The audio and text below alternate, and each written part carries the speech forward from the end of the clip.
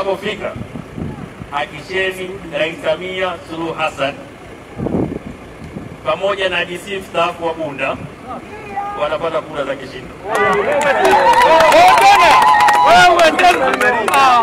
Lakini wagombea wote wa CCM wanapata kura za kishindo. Wabunge, madiwani wote wapate kura za kishindo.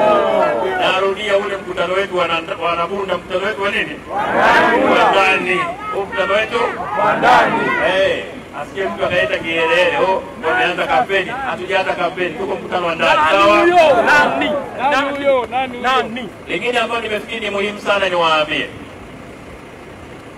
Mwaka wa uchaguzi kwa kawaida ni mwaka ambao una vichocheo vya vurugu, una vichocheo vya uhasama. Watu wasiojua kusema huwa wanajua kusema mwaka wa uchaguzi. Watu wasiojua kusengenya wanajua kusengenya mwaka wa uchaguzi. Watu wasiojua kuchonganisha wanajua kuchonganisha mwaka wa uchaguzi. Mwaka wa uchaguzi kama mwaka mwingine nao utapita, maisha yatarudi yale yale. Ndio, waambie. Mwaka wa uchaguzi nao utafanya nini? Utapita, maisha yatarudi pale pale. Kwa kila anayekuchochea kufanya vurugu, mwambie mwaka wa uchaguzi nao utapita. Wanabunda tutabaki tunaitaka amani yetu. Sasa hivi ni mwezi tunaelekea wa 5. Mwezi wa 10 tunafanya kura. Miezi mingapi? Miezi 5 tunaenda kwenye uchaguzi. Tusikubali miezi 5 iharibu amani ya nchi yetu tulioijenga na kuitetea tangu uhuru wetu. Sawa sawa? Amina. Na kila anachokuambia kiongozi wa kisiasa kipime vizuri.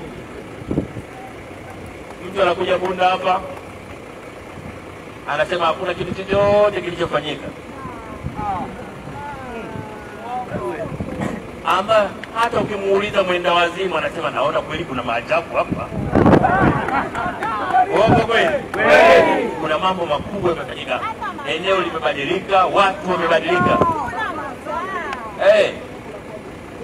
Kwa hiyo mabadiliko yaliyofanyika kwenye nchi yetu ni makubwa sana. Haiwezekani mtu akaibuka tu akasema hakuna kilichofanyika. Lakini nasema unapotaka kuchaguliwa, uchagui maneno. Ndio maana wale wanaoenda kuchumbia wakati mwingine wanasahau. Inapita ndege kule ya Marekani anamuonyesha mchumba wake kwamba hata ile pale pia ya baba yangu.